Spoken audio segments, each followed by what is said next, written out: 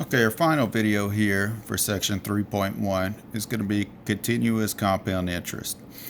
All right, so what is this? Well, we talked about compound interest in the last video. All right, now we looked at things that were interest that was compounded quarterly, okay? Could have interest that's compounded yearly, once a year. Could have interest that's compounded, let's say, 4 times a year. Could have interest that's compounded, say, 12 times a year or monthly. But couldn't we have, instead of interest that's compounded monthly, maybe interest that's compounded weekly? What about interest that's compounded daily?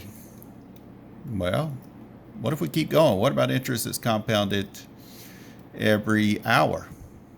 What about interest that's compounded every second? What about if we calculate interest every millisecond? Well, what if we just think then, what if we're continuously compounding interest? So we're going to look at continuous compound interest. All right, your book says if a principal P is invested at an annual rate or compounded continuously, then the amount A in the account at the end of T years is given by this formula here. A is equal to P times E to the RT. That one's kind of easy to remember because if you think about it, it spells a word basically, PERT. It's just keep in mind the R and the T or the exponent.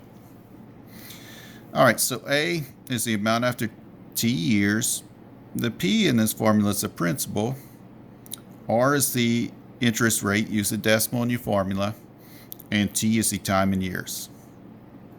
So let's do this example down here.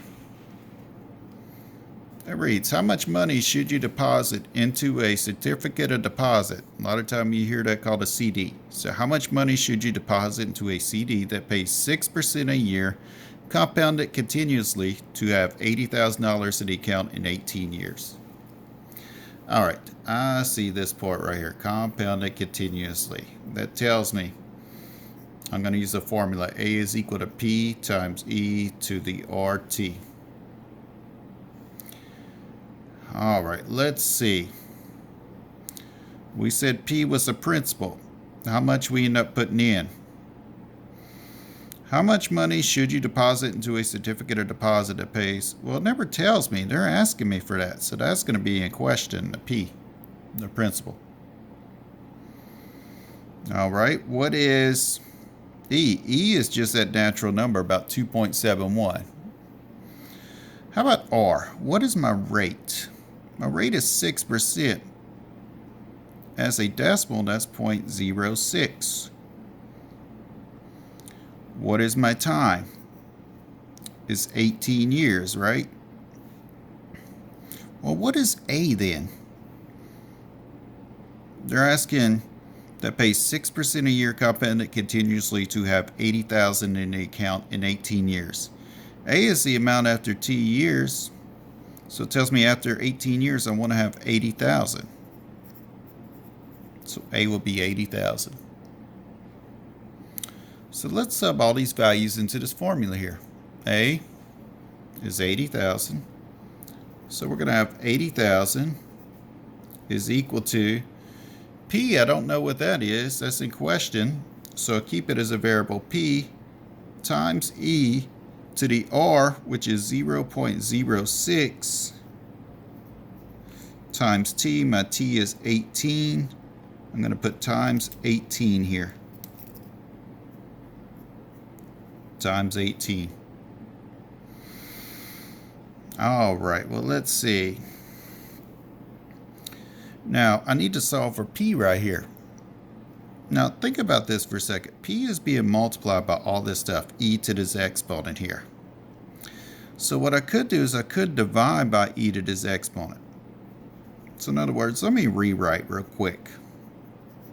P times e to the 0.06 times 18. And go ahead, a lot of people want to go ahead and say, okay, let's take 0.6 times 18, and that'll make it simpler for us to do.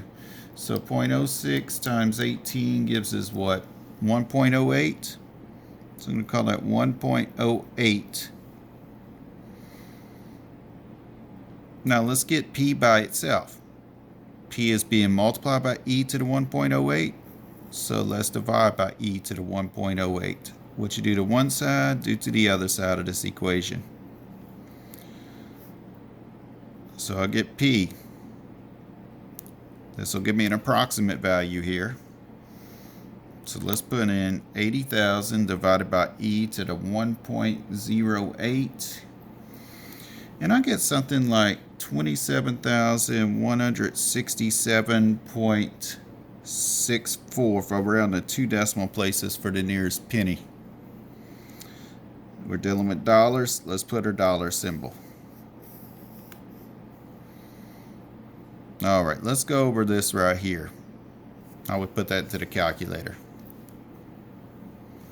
There's my old calculator again. Let me clear out what I have here. Then we said we're going to have 80,000. So let me do this. Let me put my numerator right here, 80,000 in parentheses. So I'm going to put 80,000, close parenthesis, divided by. Now let me put this e to the 1.08 all in parentheses.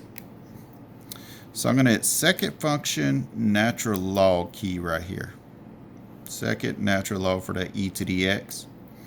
And I'm going to put 1.08 there. Scroll down, close parentheses, hit enter. 27,167.64205. And if I round it, I get this number.